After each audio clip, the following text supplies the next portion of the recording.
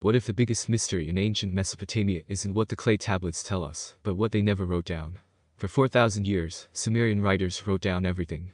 Kings that gained power and lost it, floods that came and went, wars fought under a red moon, even how the planet Venus moved across the night sky.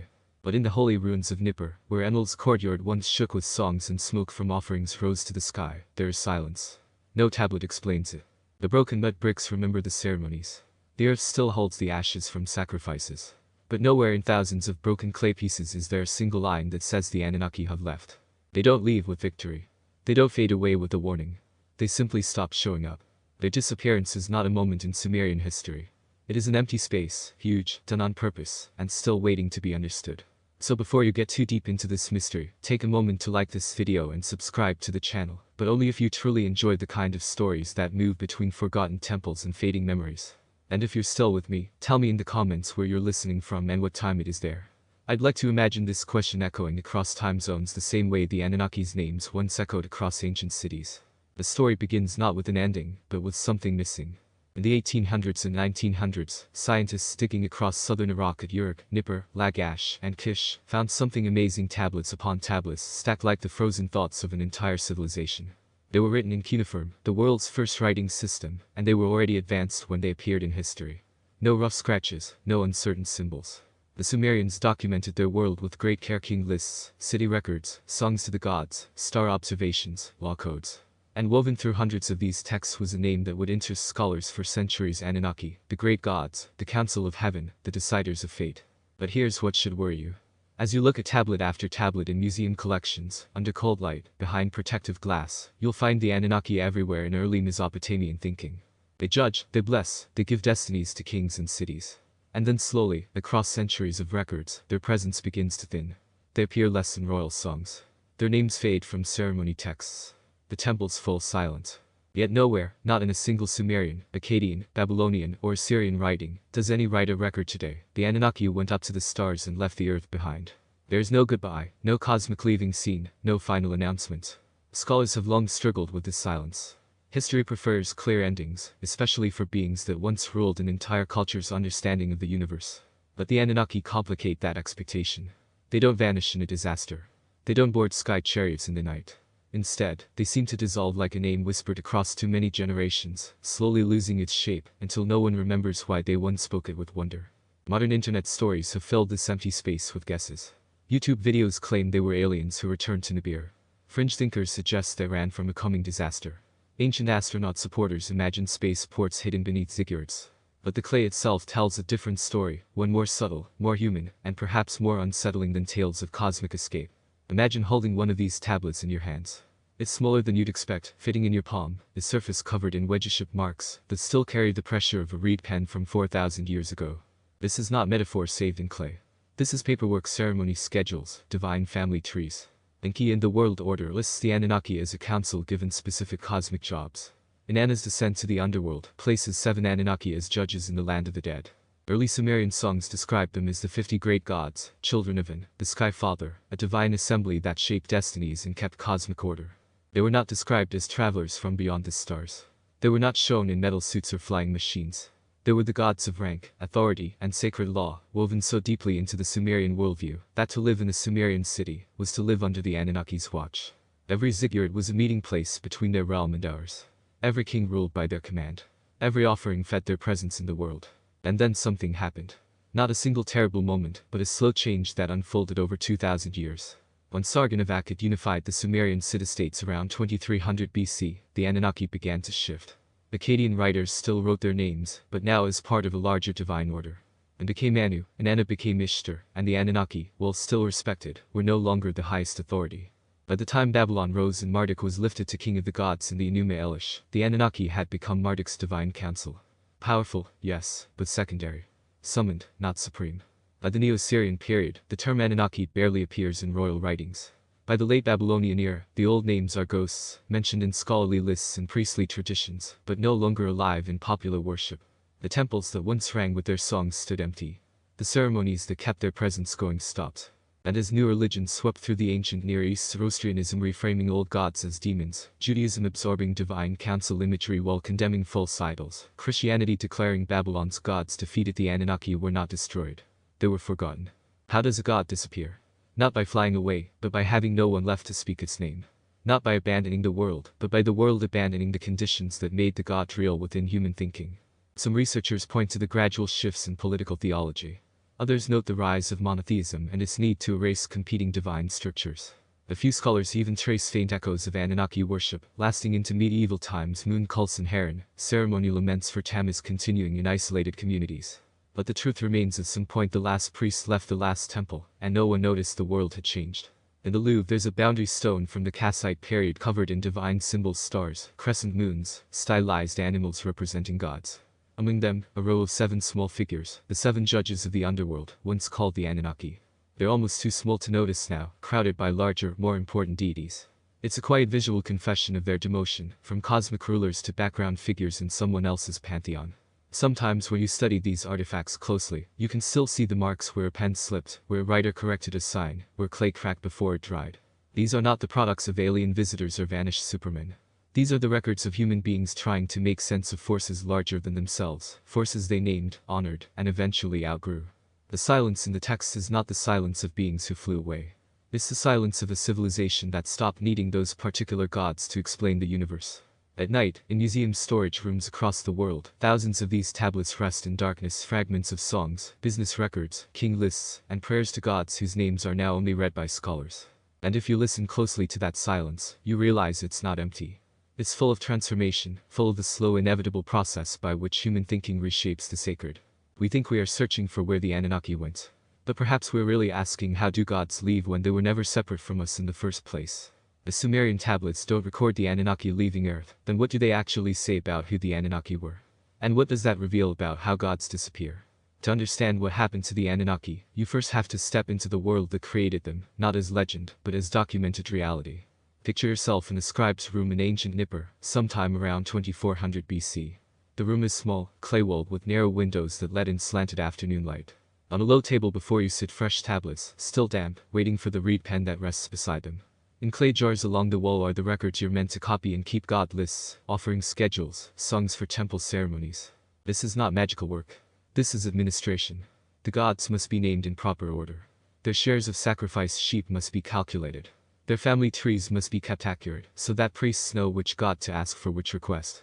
You reach for one of the older tablets, its surface already hardened by decades in storage. Your finger traces the wedge-ship marks. And there, pressed into the clay with the same careful precision as a tax record, you find the Anunnaki, the great gods, 50 in number, children of the Sky Father. Not visitors, not travelers from distant planets. Divine rulers native to the cosmos, as the Sumerians understood it. This is where the modern confusion begins, and where the ancient clarity still waits to be recovered. In the earliest Sumerian texts, the Anunnaki are never described as beings who came from elsewhere. They simply are, the way mountains are, the way the Tigris and Euphrates are. They belong to the divine order that comes before human memory. The debate between winter and summer, one of the oldest surviving literary works, mentions them as the witnesses and judges of cosmic disputes. The instructions of Shurapak, possibly the most ancient wisdom text we have, references them as the authorities who determine the fates of cities. They are woven into the very language of power, justice, and meaning through divine structures. But it's in the myth Enki and the world order that their nature becomes most clear. In this text, the god Enki travels through the world giving jobs to various gods, putting each god in charge of specific natural forces, crafts, or regions. The Anunnaki appear as the grand council that must approve these arrangements. They are not workers or engineers. They are lawmakers of cosmic law. When Enki announces that the goddess Nanch will oversee fish and waterfowl, or that Nadaba will govern writing and scribal arts, he does so with the Anunnaki's approval, because they are the assembly that gives divine commands their binding force. Think of them less like astronauts and more like a supreme court, a heavenly senate whose decisions ripple down through the hierarchy of gods and into the human world. Their authority flows from their parentage. They are called the offspring of An, the distant sky god whose name literally means heaven. In Sumerian cosmology, and dwells in the highest realm of the universe far above the earth. Below him are the great gods like Enlil, lord of wind and earth, Enki, lord of wisdom and fresh water, and Inanna, goddess of love, war, and the morning star. And surrounding these major powers are the Anunnaki, the broader council of high gods who, in assembly, decree what shall be. Early songs make this structure clear. A praise song to the city of Nippur where Enlil's great temple stood, describes the Anunnaki gathering there to determine destinies. Another song addresses them as the great princes who stand by the divine plans, and guard the commands of heaven and earth. These are not alien visitors studying human civilization. These are the civilization's own gods, the sacred authorities that make kingship legitimate, bless temples, and maintain the cosmic order that allows crops to grow and rivers to flood at the right time. Here's what they are not described as: wearing strange clothes, flying craft, working with metals for advanced technology, or coming down from the stars in the way modern UFO stories imagine. When Sumerian texts describe divine beings coming to Earth, they use the language of theophany, gods appearing in visions, entering cult statues during ceremonies, or coming down through sacred doorways like the tops of ziggurats. The heavens they live in are not outer space. They are the divine dimension that runs parallel to the earthly one, reachable through sacred buildings and ceremony actions. This matters more than it might seem. When we force modern cosmology onto ancient texts, reading descended from heaven as arrived from another planet, we lose what the texts actually reveal. The Sumerians didn't think of the sky as empty space filled with distant suns. They understood it as layered realms: the visible sky where birds fly, the higher realm where storms form, and beyond that the divine sphere where the gods dwell. To say the Anunnaki were of heaven meant they belonged to that sacred order, the unchanging realm of divine law that gives structure to the chaos of earthly life. Their connection to human cities was close, real, and completely dependent on ceremony maintenance. Each Sumerian city-state had its patron god: Enlil in Nippur, Inanna in Uruk, Enki in Eridu, Nanna in Ur. But behind these major gods stood the broader council of the Anunnaki, called upon during kingship ceremonies, consulted during major decisions, and honored in festivals that marked the rhythms of the farming year. The ziggurat in each city was called an ekar, a mountain house, an artificial sacred mountain where heaven and earth met. At the top stood a small shrine where the god could come down to receive offerings and meet with priests. Imagine standing at the base of the ziggurat, its mud brick steps rising in 3 massive platforms toward the sky. Pilgrims climbed the long stairway carrying bread, beer, and incense. At the top, priests performed the daily ceremony of feeding the god, setting out meals before the cult statue, changing its clothes, burning sweet-smelling wood. This is not superstition. This is technology of a different kind, the technology of presence, the carefully kept system that keeps the divine order connected with human affairs. As long as the ceremonies continue, the gods remain. As long as the gods remain, the world holds together. The Anunnaki's role in this system was foundational, but usually invisible. They were not the gods who prayed to for a good harvest or victory in battle. They were the cosmic framework that made those prayers meaningful. They were the assembly that gave power to the patron gods. They were the witnesses when kings claimed divine right. In legal terms, they were the ultimate appeals court, the authority beyond all other authorities. But if you read carefully through the collection of early Sumerian literature, you begin to notice something. The Anunnaki are everywhere and nowhere. They're called upon constantly, but rarely individualized. We know the names and stories of Enlil, Inanna, Enki, and dozens of other gods in vivid detail. But the Anunnaki, despite their supreme authority, remain strangely collective: a council, an assembly, a group that works as a single force. It's as if they represent something more abstract than personality, the principle of divine order itself, the structure that holds the pantheon together. And that abstraction would become important later. Because when empires rose and political powers shifted, when new kings needed to reshape divine hierarchies to match their earthly ambitions, the Anunnaki's very abstraction made them vulnerable. Gods with names, stories, and temples could fight back, so to speak. Their priests could resist. Their cities could protest. But a council, a collective authority with no single face, could be quietly reorganized, demoted, reassigned. Which brings us to the question that haunts this story. If the Anunnaki begin as the supreme council of heaven, unchanging witnesses to cosmic order, how do they start to change? Where in the long record of Mesopotamian history do we first see them moving away from their original roles? And what forces were powerful enough to shift beings described as the foundation of divine law itself? Meanwhile, while writers in Nippur were still carefully pressing the names of the Anunnaki into wet clay, something was shifting on the ground, something that would eventually shift the heavens themselves.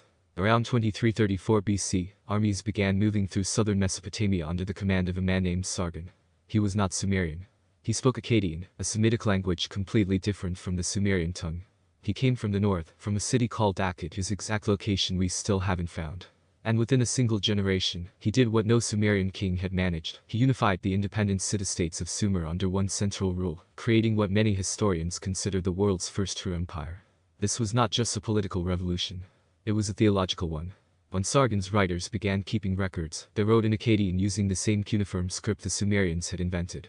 They adopted Sumerian administrative systems, Sumerian legal traditions, and crucially, Sumerian gods. But they didn't simply copy them. They translated them, adapted them, reshaped them to fit a new imperial identity. The sky god and became Anu.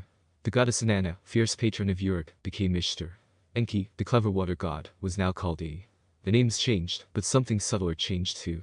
The relationships between these gods began to shift to reflect the new political order. And the Anunnaki there remained, but their role began to blur. In Akkadian royal writings, kings still invoked the Anunnaki when claiming divine authority. But now they appeared less as the Supreme Council, and more as part of a larger, less defined category of great gods. The sharp constitutional structure, the divine assembly that decreed fates, started to soften into something more flexible, more easily reorganized. This was the beginning of a pattern that would repeat across the next 1,000 years. When earthly power consolidated, heavenly power consolidated too. And the old council structures, designed for a world of independent city-states, each with its own patron god, began to feel outdated. The Akkadian Empire itself didn't last long, barely 2 centuries before it collapsed under outside invasions and internal strain. Sumerian cities briefly took back independence during what historians call the Third Dynasty of Ur. And for a while, the old order seemed restored. Temples were rebuilt. Songs to the traditional gods flourished. The Anunnaki appeared again in their familiar form, witnesses to royal coronations and judges of divine law.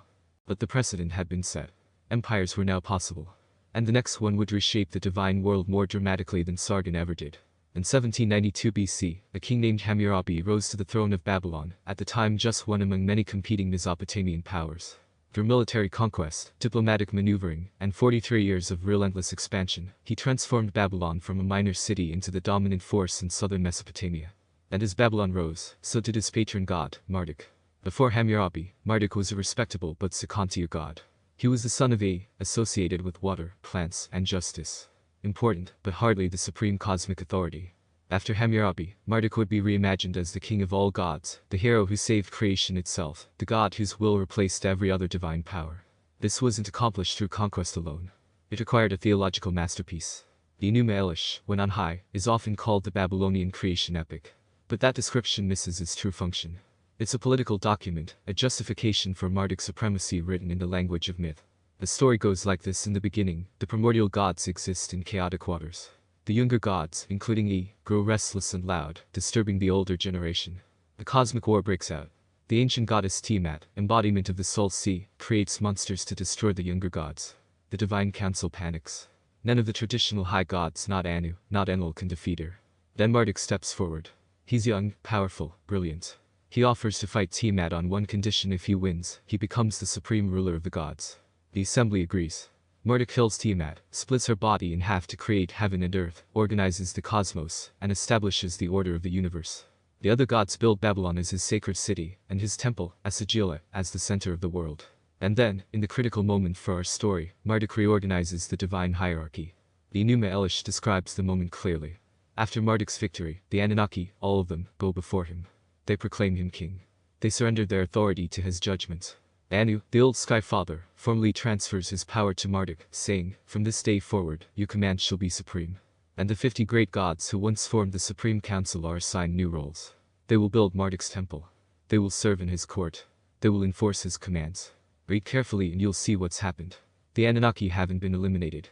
That would be too radical, too disruptive to centuries of religious tradition. Instead, they've been subordinated. Where they once were the divine assembly, they're now part of a divine assembly that Marduk controls. Where they once decreed fates collectively, they now receive their fates from Marduk individually. The constitutional order has been replaced by monarchy. This theological restructuring mirrored what Hammurabi was doing politically, consolidating many independent powers under one supreme authority. Just as dozens of city-states now answer to Babylon, dozens of gods now answer to Marduk. And the Anunnaki, once the framework of divine governance, became the bureaucracy serving a divine emperor. The shift shows up in how they're referenced in later texts. In old Babylonian prayers, you find phrases like Marduk assembled the Anunnaki, or he commanded the Anunnaki to attend him. They're still powerful, still called great gods, but the grammar has changed. They're now objects of verbs, not subjects. They're acted upon rather than acting. In songs to Marduk from the Kassite period centuries later, the Anunnaki appear as his attendants, the divine witnesses who confirm his judgments, rather than the judges themselves. It's a subtle demotion, easy to miss if you're not reading closely. The names are still there. The respect is still there, but the function has fundamentally shifted. Imagine a Supreme Court that still exists, but no longer has the power to rule independently. It can only approve decisions made by a higher authority. The institution survives, but its essence has been hollowed out. And this pattern continued as Mesopotamian history unfolded. When the Assyrians built their empire to the north, they lifted their own patron god, Ashur, to supreme status using the same theological logic.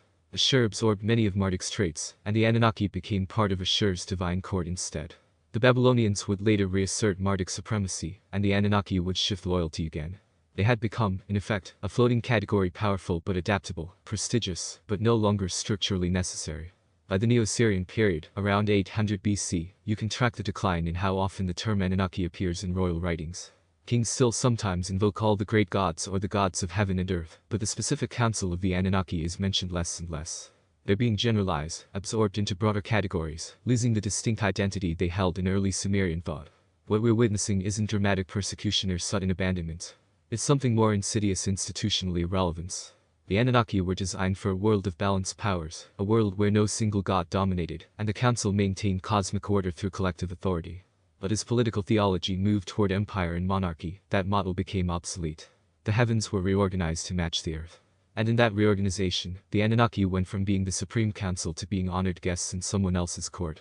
But here's where the story takes another turn, one that's both stranger and more revealing.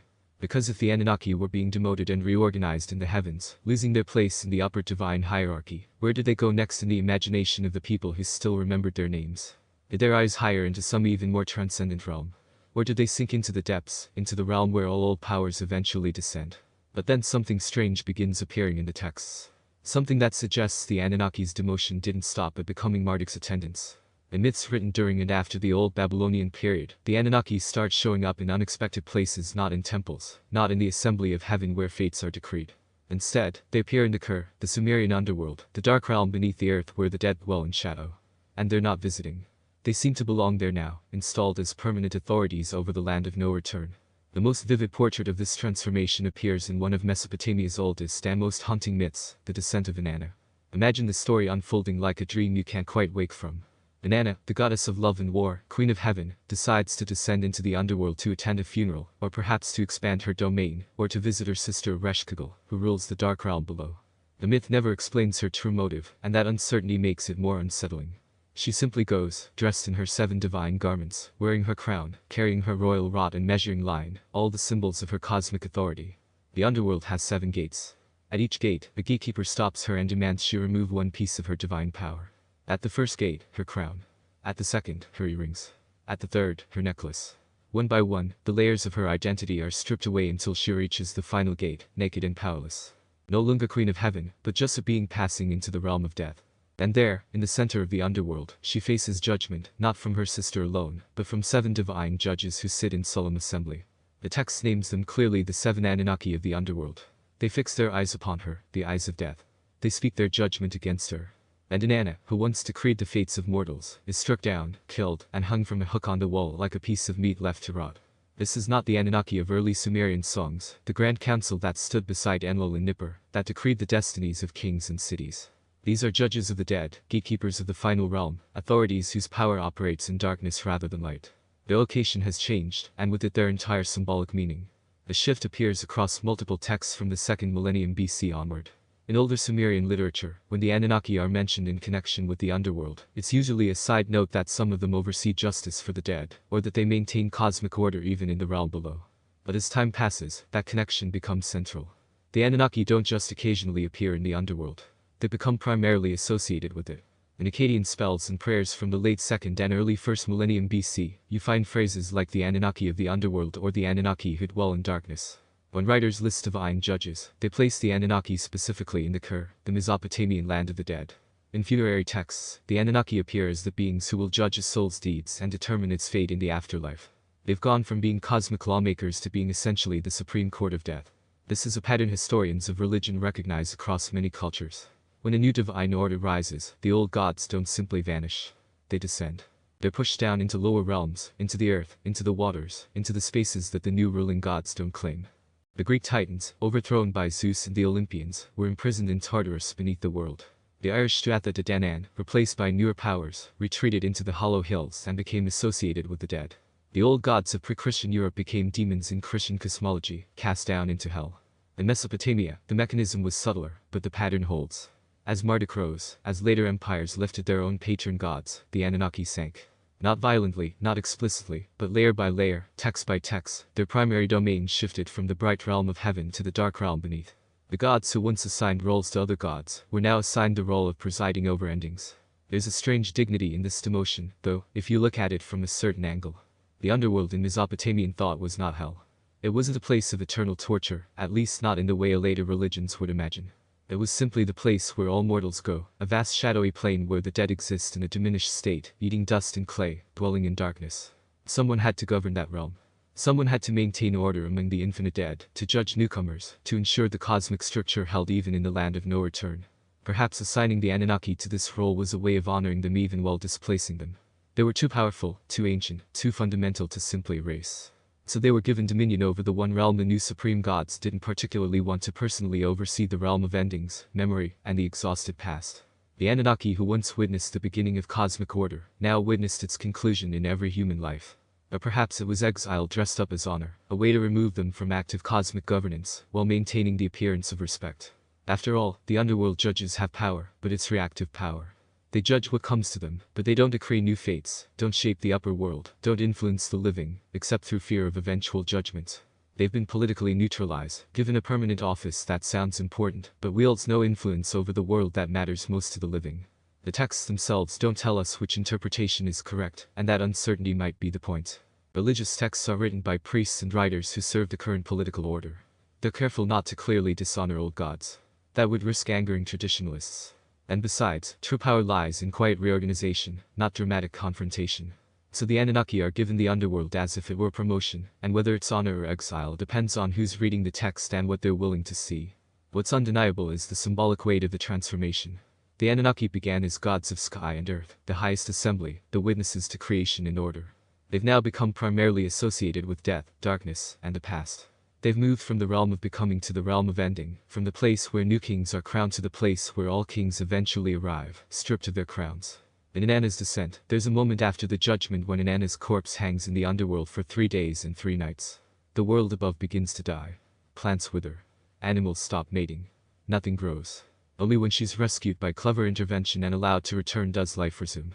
The story suggests something deep: the underworld must release what it holds or the upper world cannot continue. The past must occasionally yield to the present. But the Anunnaki, unlike Inanna, are never rescued. They remain in the darkness, judging the endless procession of the dead. The question the texts leave hovering in that darkness is whether they chose to stay or were forced to remain, whether their descent was transformation or imprisonment. And that raises another question, one that takes us beyond myth into history. If the Anunnaki sank into the underworld in the Mesopotamian imagination, what forces on Earth, what historical pressures, what political changes, what religious revolutions pushed them there? Meanwhile, beyond the Tigris and Euphrates, new religious forces were gathering that would prove far more destructive to the Anunnaki than any imperial reorganization. Around the 6th century BC, a prophet emerged in the Iranian highlands preaching a radically different vision of divine reality. His name was Zarathustra, later known as Zoroaster. And his message restructured the entire logic of how gods could exist. There was not a council of gods, not a hierarchy of greater and lesser powers, but a cosmic dualism, one supreme god of truth and light, Ahura Mazda, locked in eternal struggle with Angra Mainyu, the spirit of chaos and deception. Everything else, all the traditional spirits, regional gods, and divine powers that people had worshipped for thousands of years, had to choose a side or be exposed as false. And here's where the old gods began to encounter something more dangerous than demotion: theological erasure. In Zoroastrian scripture, the traditional gods of the Iranian plateau and Mesopotamia were recast as devas, deceptive spirits who falsely claimed divine status. They weren't honored rivals. They weren't even acknowledged as real powers worthy of underworld exile. They were lies that had tricked humanity for generations, dangerous illusions that led people away from the one true cosmic order. The entire structure that had made the Anunnaki meaningful, a world where multiple gods could coexist in complex hierarchies, was being declared spiritually bankrupt. This wasn't just theology. It was an ideological weapon. As Persia rose to dominate Mesopotamia under Cyrus the Great in 539 BC, Zoroastrian thought began influencing how educated classes understood divinity itself. The old gods weren't being reorganized. They were being erased from the category of legitimate divine being altogether. But something even more consequential was unfolding to the west, in the aftermath of another conquest. In 586 BC, the Babylonian king Nebuchadnezzar II destroyed Jerusalem, burned Solomon's temple, and deported the Judean elite to Babylon, in what history remembers as the Babylonian exile. For nearly half a century, Israelite priests, writers, and thinkers lived among the ziggurats and temples of Mesopotamia, surrounded by the religious architecture of the very empire that had conquered them. And in that crucible of displacement and cultural contact, something transformative happened to their understanding of God. The Hebrew texts written during and after the exile bear subtle traces of Mesopotamian influence, not in worship, but in the imagery and structures they used to describe divine reality. The opening of Genesis, where God's spirit hovers over primordial waters and creates through divine speech, echoes the cosmological framework of Mesopotamian myths.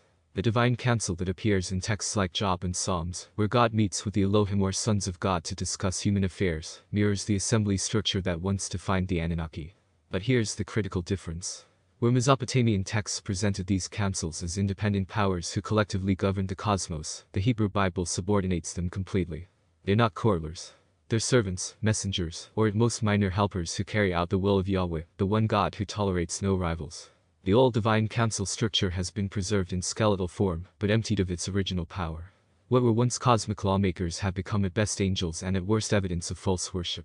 The transformation shows most clearly in how the texts handle foreign gods. They're never directly named, an honor that would give them too much reality. Instead, they're referred to indirectly as the gods of the nations, as Elohim, worthless things, or as Avodah Zarah, strange service. The God of Israel doesn't defeat them in cosmic battle the way Marduk defeated Tiamat. He simply declares them irrelevant. They're not powers to be overthrown. They're illusions to be seen through. In this logic, the Anunnaki don't need to be specifically mentioned to be condemned.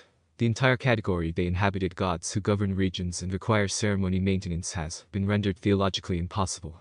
There is one God who requires no feeding, he dwells in no temple because he fills all space, he needs no counsel because his wisdom is absolute. Everything else is idol worship, the fundamental error of mistaking created things for the Creator. When the exiles returned to Jerusalem after Persia conquered Babylon, they brought this refined monotheism with them. And as Judaism developed over the following centuries, it became increasingly clear in its rejection of the old divine structures. The prophets mocked those who worship gods that have mouths but cannot speak, eyes but cannot see. The psalmist declared that all the gods of the nations are idols, but the Lord made the heavens. The theological space where the Anunnaki had once existed was being systematically closed. Then came Christianity, and with it an even more aggressive campaign against the old gods. Early Christian writers inherited Judaism's monotheistic framework, but added something new: a missionary urgency to convert the entire world, which meant actively dismantling competing religious systems.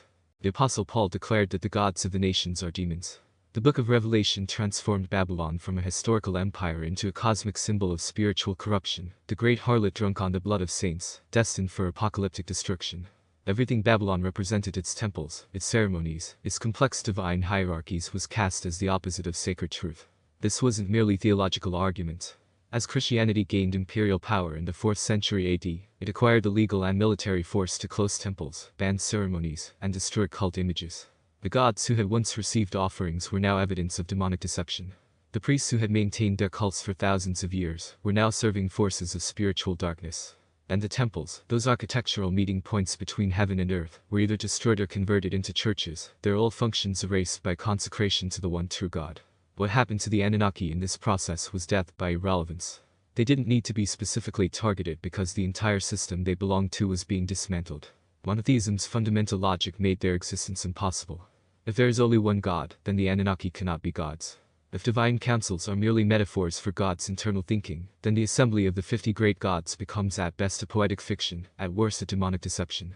The question wasn't what should we do about the Anunnaki, but rather why are we still talking about beings that never had the reality we thought they did. Islam would later complete this process.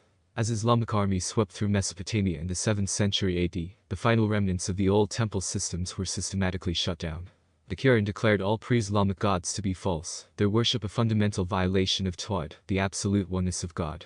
Any lingering cult practices, any persistent local traditions that still honored the old names, were suppressed as shirk, the unforgivable sin of associating partners with God. By the time the last temple door closed, somewhere in the early Islamic period, the Anunnaki had endured a triple erasure. First, imperial reorganization had demoted them from cosmic lawmakers to divine bureaucrats. Second, theological demotion had pushed them from heaven into the underworld. And finally, monotheism had declared the entire category of their existence to be illusory. They were not defeated. They were declared to have never truly been. And yet the erasure was never quite complete, because religious memory is stubborn and sacred geography doesn't easily forget. Temples close, but the stones remain. Ceremonies end, but the cycles they mark, planting, harvest, flood, continue. Names are forbidden, but the old associations linger in folklore, in place names, in half-remembered stories that grandmothers tell children when the priests aren't listening. which raises a question that cuts against the official narrative of monotheistic triumph. If the Anunnaki were being rejected or demonized in new scriptures, systematically erased from legitimate religious discourse, were there still places, hidden corners, stubborn communities, isolated sanctuaries where their names were quietly spoken, and their presence still invoked long after the empires declared them dead? The answer is yes, but the places where they survived might surprise you. Travel north from ancient Babylon, following the Euphrates upstream through what is now Syria and into southeastern Turkey. There, in a landscape of rolling plains and harsh summers, sits the city of Haran, ancient Haranu, mentioned in the Hebrew Bible as the place where Abraham's family settled before their journey to Canaan. But Haran's older identity, its deeper purpose, was something the biblical authors chose not to emphasize. This was one of the most sacred cities of the moon god Sin, called Nana by the Sumerians, a god whose lineage traced back to the earliest Mesopotamian divine structures. And remarkably, worship of Sin continued in Haran, not just decades or centuries after the fall of Babylon, but for more than 1,000 years, well into the medieval Islamic period. When Arab geographers and historians began documenting the region in the 8th and 9th centuries AD, they found something unexpected in Haran, a community they called the Sabians, a people who still maintained temples, still observed astronomical ceremonies, still practiced forms of worship that seemed to echo distant antiquity. A historian al-Masudi, writing in the 10th century, described their temples adorned with planetary symbols, their priests dressed in distinctive robes, performing ceremonies tied to the movements of celestial bodies. The philosopher al-Biruni noted their elaborate systems of prayer directed toward the 7 classical planets, their sacred texts written in Syriac, their preservation of ancient astronomical knowledge. The Sabians of Haran occupied a strange legal position in the Islamic world. The Quran granted protected status to people of the book Jews, Christians, and a mysterious group called Sabians. Though scholars debate who the Quran originally meant by that term, the pagans of Haran seized this uncertainty, identified themselves as the Sabians mentioned in scripture, and thus secured a precarious tolerance in an otherwise monotheistic empire. They were, in effect, the last officially approved practitioners of Mesopotamian star worship, hiding in plain sight by claiming the name of a Quranic category no one could precisely define. Their ceremonies preserved fragments of something far older than they perhaps knew. The veneration of Sin, the moon god, traced directly back to the Sumerian city of Ur, where the great ziggurat Tanana had stood 3,000 years earlier. The astronomical focus prayers aligned with planetary movements, festivals marking celestial events echoed the sacred science that Mesopotamian priests had perfected thousands of years before. And though the Sabians likely didn't use the term Anunnaki in their prayers, they were maintaining a religious system structured around the same cosmological assumptions that divine powers operated through celestial bodies, that proper ceremony maintained cosmic order, that the universe was governed by sacred laws requiring human participation. But Haran wasn't the only place where the old patterns persisted. Scattered across the former Mesopotamian heartland, tucked into the practices of rural communities and embedded in folk customs, other fragments survived. The ceremony laments for Tammuz, the dying god of vegetation, known in Sumerian as Dumuzi, continued far longer than official religious history suggests. Tammuz was a complex figure in the old pantheon, lover of Inanna, shepherd king who died and descended to the underworld. His annual death and resurrection symbolized a farming cycle. His mythology was ancient even by Babylonian standards, with roots extending back to the earliest Sumerian cities. The Hebrew prophet Ezekiel, writing in the 6th century BC, expressed outrage at finding Israelite women weeping for Tammuz at the north gate of the Jerusalem temple. This wasn't supposed to be happening. Jerusalem was the center of Yahwistic worship. Yet here were Jewish women participating in ceremonies for a Mesopotamian god. The detail reveals something important: popular religious practice was far more mixed than official texts admitted. People still marked the seasons with Tammuz laments, because those ceremonies connected them to the cycles of planting and harvest in ways that transcended theological boundaries. And this continued. The 4th century church father Jerome complained about peasants in the Levant still observing Tammuz ceremonies in his time 800 years after Ezekiel's complaint. Medieval Arabic sources mention communities in Iraq and Syria performing seasonal mourning rites in the hot month of July, which they called Tammuz in their calendar.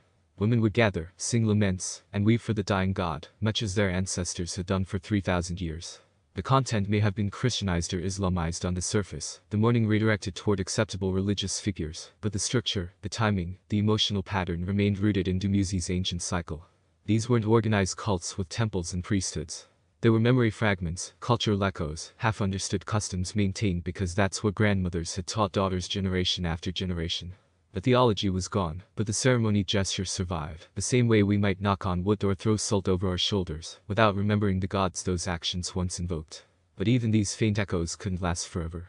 The pressure was relentless: Christian bishops condemning pagan remnants, Islamic authorities enforcing orthodox practice, a steady accumulation of centuries that gradually wore away everything not actively protected. In Haran, the Sabian community faced waves of persecution whenever authorities decided their claim to people of the book status was fraudulent. Their temple was destroyed and rebuilt, destroyed again, converted into a mosque. By the 11th century, their numbers had dwindled. By the 13th century, the last clear references to their astronomical worship disappear from the record. Somewhere we don't know exactly when, in which year, which decade someone performed the last ceremony to sin. A priest, or perhaps just an elderly man who remembered how his father had done it, stood before an altar and spoke prayers that stretched back through the Assyrians and Babylonians and Akkadians to the Sumerians of Ur. He didn't know he was the last. There was no ceremony marking the end, no acknowledgement that a chain of worship reaching back 3,000 years was about to break. He simply performed the ceremony, and then days or months or years later he died, and no one carried it forward.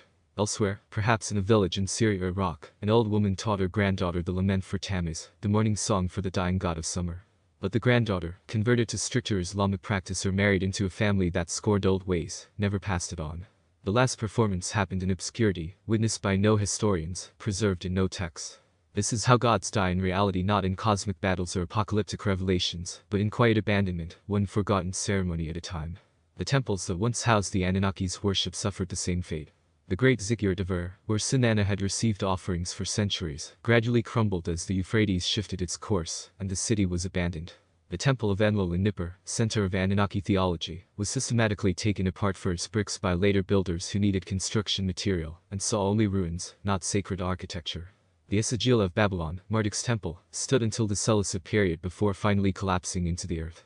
Layer by layer, mud brick by mud brick, the physical infrastructure of the old gods returned to the dust it came from. No one gathered to mourn these closures. No ceremonies marked the end.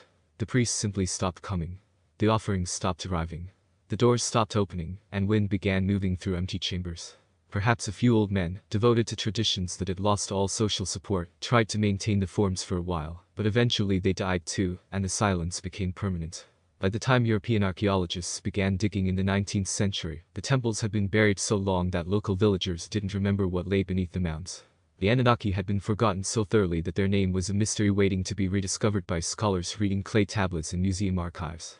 If the ceremonies finally stopped, the priests vanished, and the temples fell silent, if no one speaks a god's name for centuries, if no one performs the actions that once made that god present in the world, what does it actually mean in human terms for a god like those of the Anunnaki to die?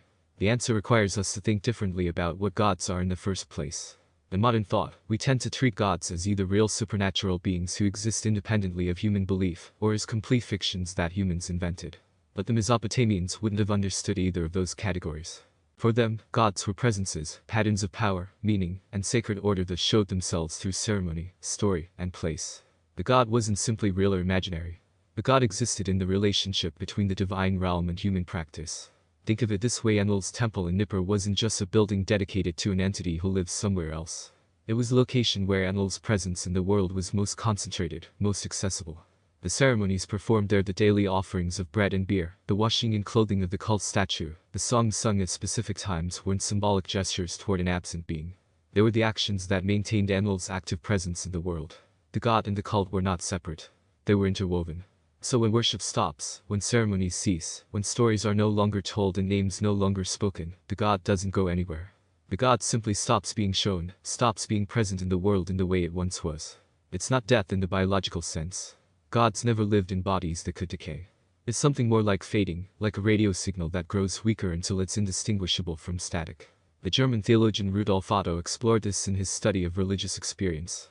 He coined the term numinous to describe the distinctive feeling that accompanies encounters with the sacred, a combination of awe, fear, fascination, and overwhelming presence that he called the mysterium tremendum et fascinans. That feeling, Otto argued, is universal. Every culture experiences it. But how cultures interpret that experience, what they name it, what ceremonies they build around it, that changes. The energy Otto described doesn't vanish when one religious system collapses. It migrates. It gets reassigned to new forms, new names, new theological strictures. The feeling that once occurred when a Sumerian priest entered Enlil's temple at dawn, that sense of standing before cosmic authority, didn't disappear from human experience. It simply got redirected. Perhaps it occurred next when a Jewish worshipper approached the temple in Jerusalem, or when a Christian monk entered the pre-dawn silence of a monastery church, or when a Muslim heard the call to prayer echoing across an ancient city at dawn. This helps explain something puzzling about the Anunnaki's disappearance. Their structural function never really died. It just got repurposed under new names and frameworks. Consider the Divine Council. In early Sumerian thought, the Anunnaki formed the assembly that decreed fates and maintained cosmic order. When that structure was supposedly dismantled by monotheism, did the pattern actually disappear? Not entirely. It resurfaced in Judaism's Elohim, the divine beings who attend God's heavenly court in texts like Job and Psalms. It reappeared in Christian angelology, where hierarchies of angels, seraphim, cherubim, thrones, dominions, principalities form a complex celestial bureaucracy surrounding God. It emerged again in Islamic tradition, with ranks of angels performing specific cosmic functions under Allah's absolute authority. The pattern persisted because the pattern served a psychological need. Humans understand power through hierarchy, authority through councils, cosmic order through delegation of responsibility. We need the universe to be organized, governed, maintained by forces greater than ourselves. When the Anunnaki could no longer serve that function, when their specific names and stories became culturally unavailable, the need itself migrated to new forms. The 50 great gods became 70 nations with their assigned angels, became 9 choirs of angels, became the 99 names of God, each fulfilling a similar psychological role, making the infinite comprehensible by giving it structure. Even when gods were actively condemned, their patterns often survived in inverted form. Early Christian demonology borrowed heavily from older pantheons, not just in naming demons after old gods like Baal or Astarte, but in maintaining the idea of hierarchical spiritual powers arrayed against heaven.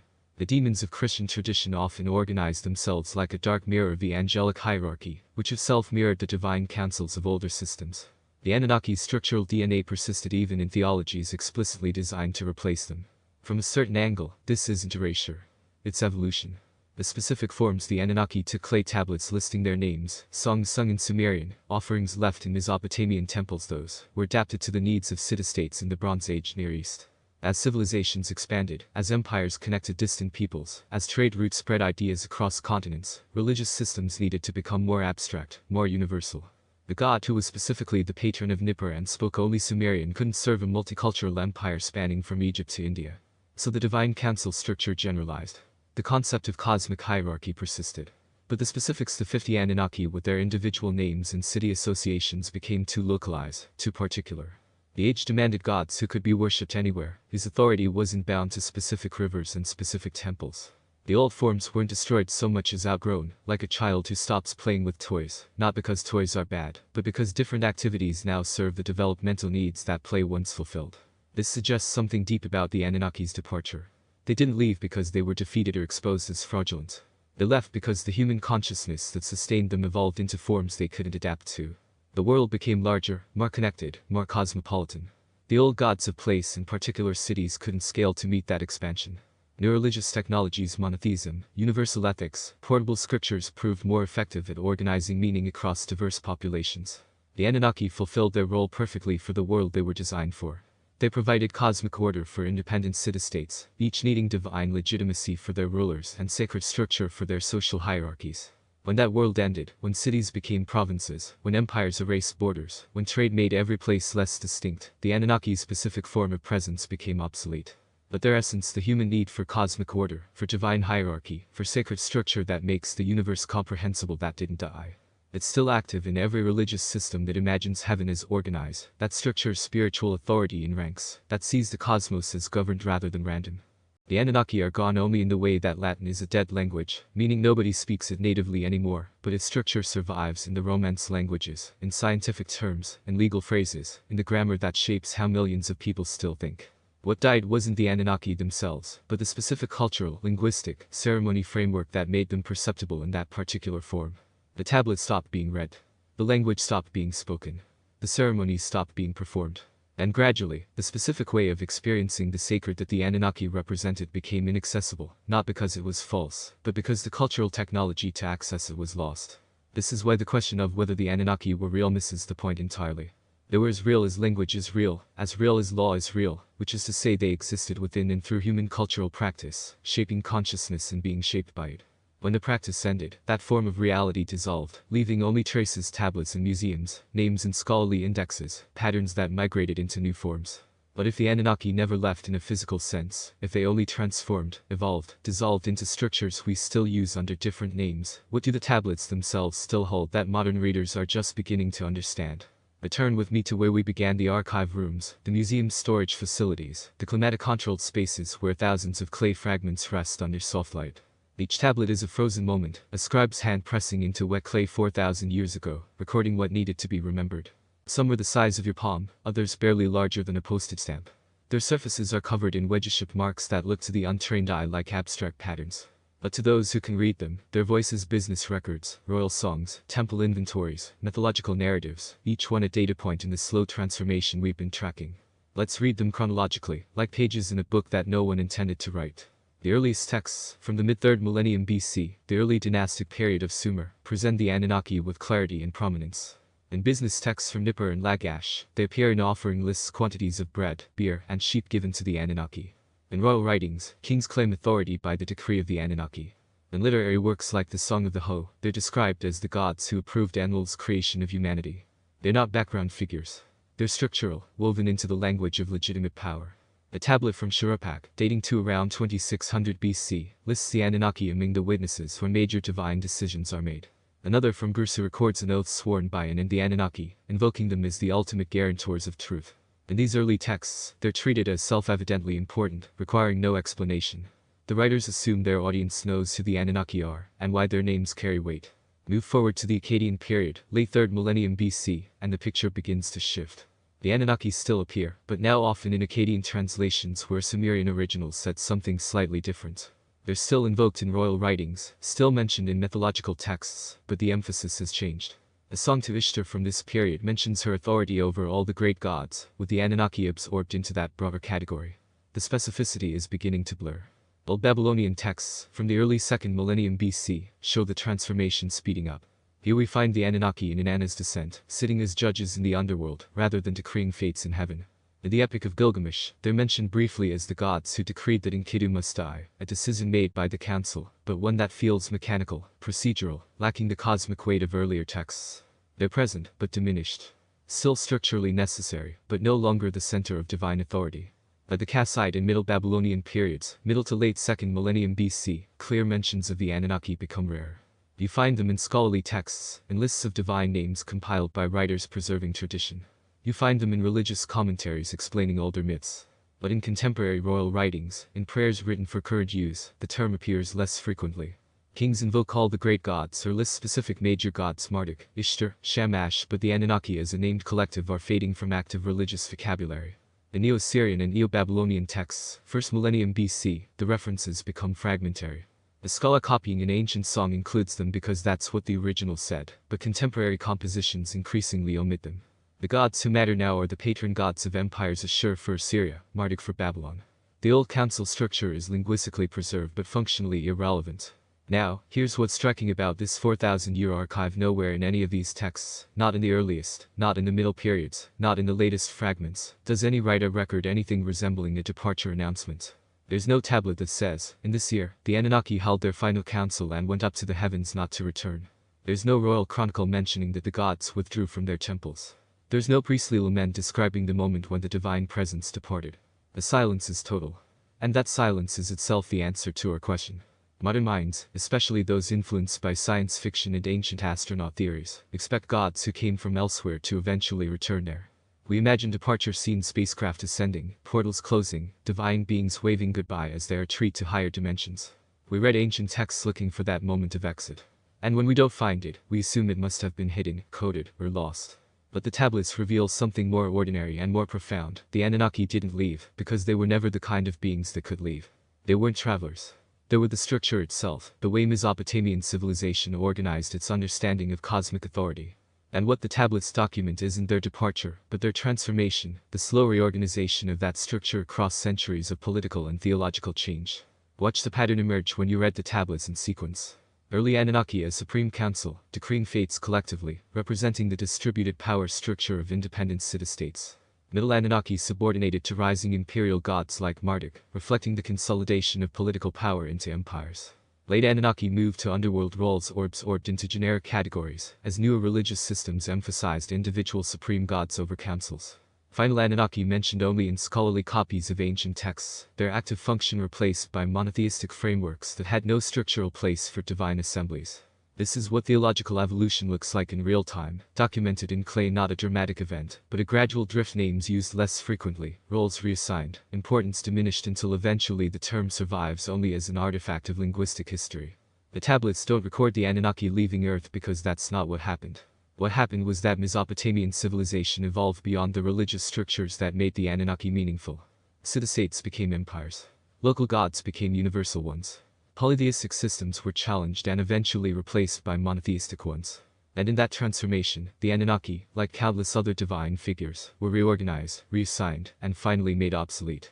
Here's the synthesis. The archaeology shows us temples abandoned not in catastrophe, but in gradual neglect.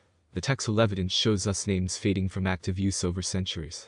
The religious history shows us newer systems absorbing and redefining older structures.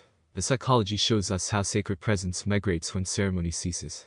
Every strand of evidence points to the same conclusion: the Anunnaki changed with us, not independent of us. They were never separate from the civilization that conceived them. When that civilization evolved, when new empires brought new political structures, when new religions offered new ways of understanding the sacred, the Anunnaki evolved too. From cosmic lawmakers to divine bureaucrats to underworld judges to half-remembered names in ancient texts, each transformation tracked exactly what changes in human political and religious organization. The tablets reveal this if you read them, not for what they confirm about modern theories, but for what they actually say: that the story of the Anunnaki is the story of how humans organize power, authority, and meaning through divine structures. When those structures no longer serve their purpose, they don't violently collapse. They gradually fade, repurposed or abandoned as consciousness finds new forms. If this is what the tablets quietly reveal, that the Anunnaki's departure was really our evolution, that their absence is really our transformation, then what does that mean for us, standing now in museum archives and desert ruins, still asking about gods who vanished thousands of years ago? You're standing in the ruins again, not the museum archives with their controlled temperature and protective glass, but the actual place where it all began, Nippur, or what remains of it, in southern Iraq, where the wind carries sand across broken mud brick. It's late afternoon, moving toward dusk. The ziggurat of Enlil, once the most sacred structure in Sumer, the place where the Anunnaki gathered to decree the fates of kings, is now just a massive mound of eroded earth, with ancient walls barely visible beneath centuries of accumulated dust. The shadows are lengthening. The heat of the day is finally breaking. And as you walk through what was once the sacred courtyard, the same wind that moved across these stones when priests performed dawn ceremonies 4,000 years ago moves across them now, indifferent to the collapse of everything that once made this place the center of the world. But something has changed since you first arrived at these ruins, asking where the Anunnaki went. Now you understand. They didn't go anywhere. They transformed, layer by layer, through mechanisms we've traced across 9 chapters of evidence: political reorganization, theological demotion, religious replacement, ceremony abandonment, cultural evolution, and finally the simple fading that occurs when no one speaks a name anymore. The Anunnaki were never visitors who could pack up and leave. They were the way an entire civilization structured its relationship with cosmic authority, with sacred order, with the forces that made rivers flood predictably, and kings rule legitimately, and cities prosper under divine protection. They were the answer ancient Mesopotamia gave to the fundamental human questions: who governs the cosmos? What makes power legitimate? How do we connect the eternal with the temporary, the divine with the earthly? And when those questions needed different answers, when city-states became empires, when local gods needed to become universal, when polytheism gave way to monotheism, the Anunnaki didn't resist or flee. They simply dissolved into new forms. Their structural DNA preserved even as their specific identity faded. The divine council became the angelic hierarchy. The cosmic lawmakers became celestial bureaucrats. The witnesses of fate became the judged rather than the judges. The names changed. The stories shifted. And eventually, even the memory grew faint until all that remained were clay tablets waiting in the dark for someone to remember how to read them.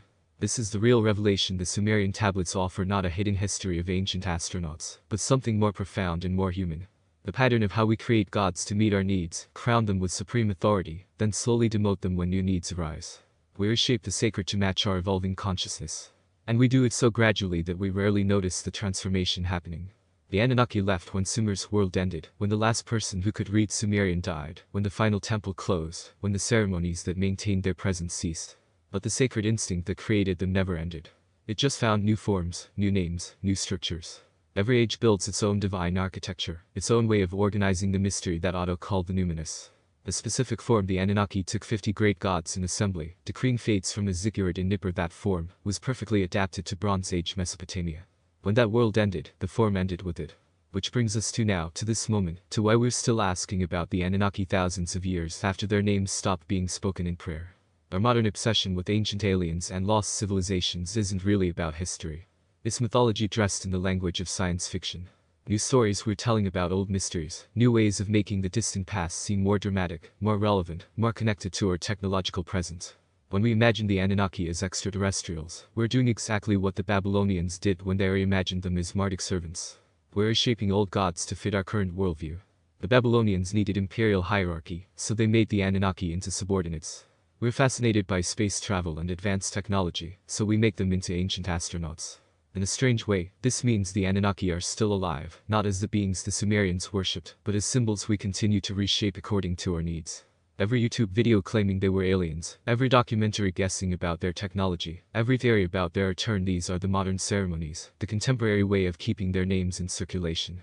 We've replaced temple offerings with internet attention, songs with podcast episodes, clay tablets with digital archives. The form has changed completely, but the impulse remains. We're still trying to make sense of these ancient beings, still trying to fit them into frameworks that help us understand our place in the cosmos. Perhaps every age creates its own version of the Anunnaki, its own mysterious powers that seem to operate beyond normal human comprehension. The Sumerians made them divine lawmakers. The Babylonians made them imperial servants. The Zoroastrians and Christians made them demons or false gods. And we've made them aliens, visitors from beyond who possess knowledge we're only now beginning to rediscover. Each interpretation reveals more about the interpreters than about the interpreted. Stand here in the ruins as the last light fades, and you can almost feel the weight of that pattern, the endless human cycle of reaching toward the sacred, giving it form and name and ceremony, then watching those forms slowly change your fate as consciousness evolves. The Anunnaki are just one instance of something that happens over and over. Gods rise when they serve and aid, and they fall when they no longer do, not because they were false, but because the human world that sustained them transformed into something new. The tablets sit in museums now, behind glass, under conservation quality light. Scholars study them, translating the wedge-shaped marks back into words, reconstructing the myths and songs and business records that once made the Anunnaki real within Mesopotamian consciousness. And in that act of reading, something peculiar happens. The Anunnaki flicker back into a kind of existence, not the existence they had when priests fed their statues and sang their praises, but a different kind, the existence of being known, remembered, studied, wondered about. Maybe that's all gods ever were, patterns of meaning that exist in the relationship between human consciousness and the mysteries it faces. They're real when they're active in culture, when ceremonies maintain them, and stories transmit them and communities organize around them. They fade when that cultural support dissolves, and they can return in altered forms, when new communities find new reasons to remember them. The wind moves across the ruins, the same wind that's been blowing here for 5,000 years. The ziggurat is barely visible now in the gathering darkness, just a massive shadow against a slightly lighter sky. Somewhere beneath your feet are tablets still unexcavated, still waiting in the earth, still holding marks pressed there by hands that wanted to preserve something against the erasing power of time. Those tablets won't tell you where the Anunnaki went. But they'll tell you something more important: how human beings have always reached toward the infinite, given it names and forms, built structures to honor it, then watched those structures crumble as the world changed, and new forms became necessary. Every age has its own Anunnaki, its own way of naming the mystery, its own structures for encountering the sacred, its own gods that seem eternal until they're not. The Sumerians had their cosmic council.